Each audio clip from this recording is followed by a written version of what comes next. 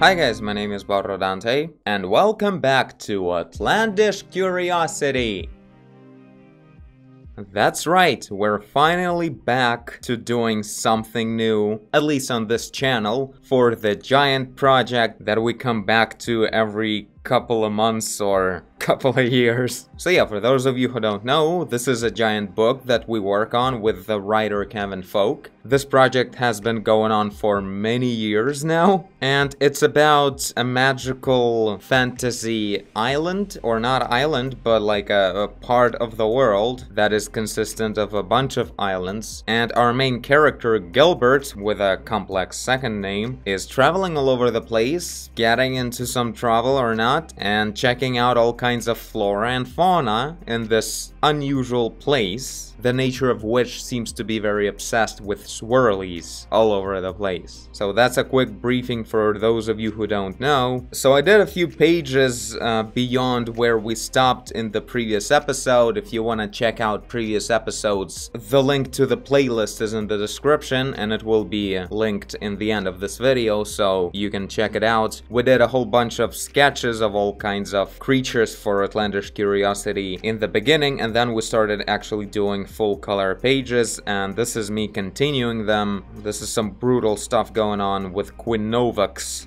More of that.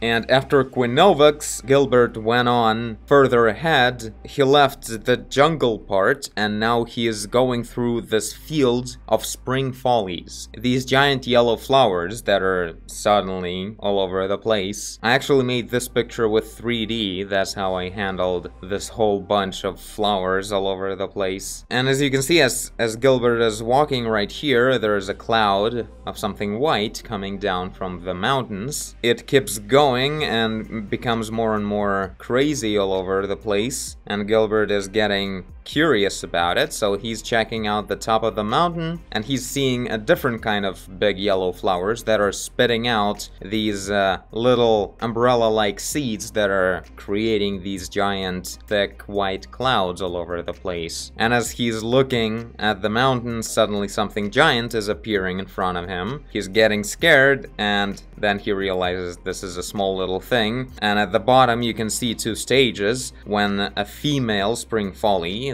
these are the ones, the yellow basket flowers that are at the bottom, they receive the white seeds from the male spring follies that are at the mountain, and then they close like this, and when they open up, they create these flying dudes that will later screw themselves in and grow into new spring follies, if I'm getting it correctly. It's been a while, but I think that's the point, and that's why it has like a drill looking tail. So yeah, this is the last finalized page. There are more completely finalized or almost completely finalized pages later on, but up to this page right here, page 41-42, up to this page, every single page is completely finalized. So we have 42 pages done, and now we're at the page spread 43-44, where we can see Gilbert standing in the field. Yeah, by the way, there's a lot of text. Well, not a lot of text, there's some text on each page, of course,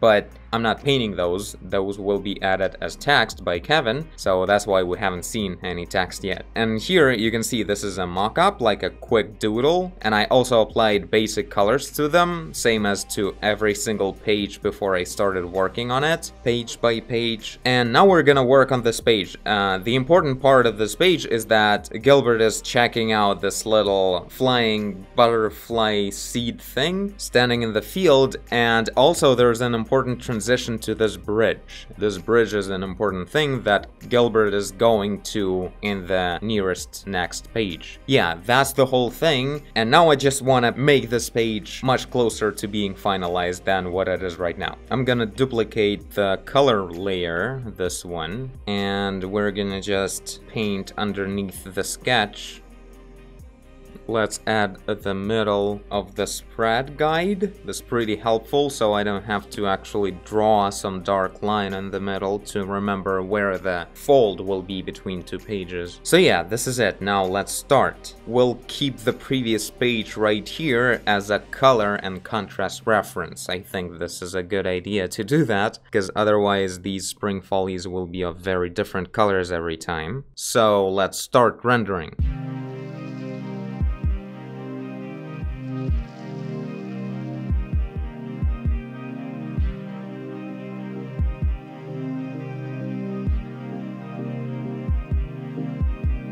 Alright, half an hour later, all of a sudden, I finally have my basic brush back. Long story short, don't just always use beta version of the app.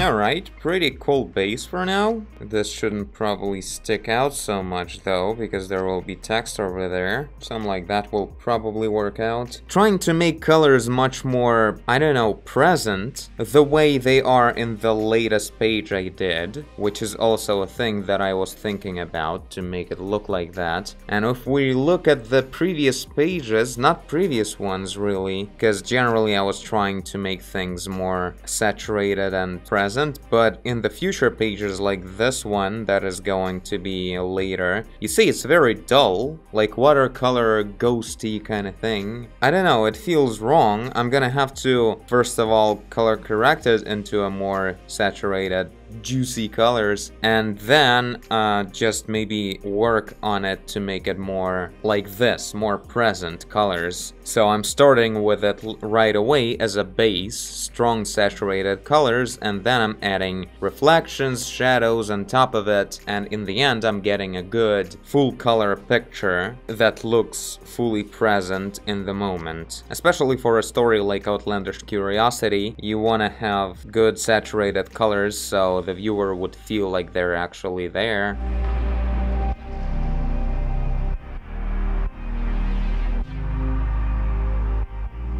Oh yes, that's some sophisticated, healthy face. So what I like about working with such loose sketches is that at a certain point, which is pretty soon, I'll be able to just turn it off and continue actually working just in color because there's nothing else to inherit from the sketch part. It was mostly for the composition and all the details, all the elements of the clothing, of the face, I'm free to decide on later.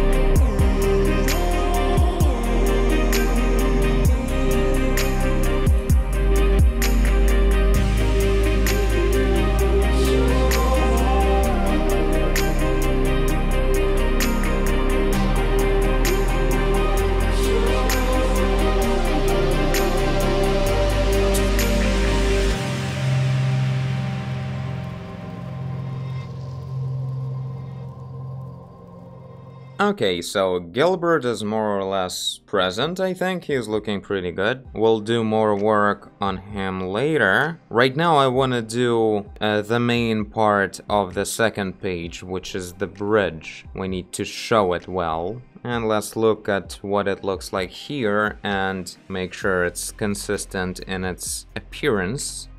White floor. Okay.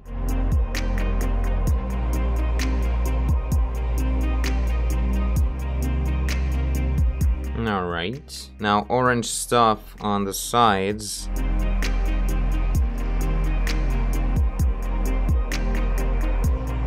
Blue sticks and orange handles.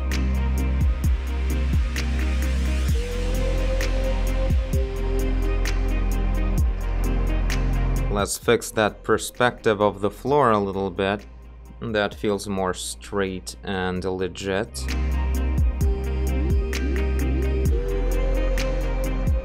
And these stones, they surround the path leading to the bridge. Everything, by the way, makes a lot of sense, like there's lore behind everything. Blue and orange colors are the colors of one of the tribes that Gilbert actually visited before this page. And the white stuff is actually a part of a different tribe that uses a lot of spider web in their culture stuff. And therefore, these bits right here are connected like that.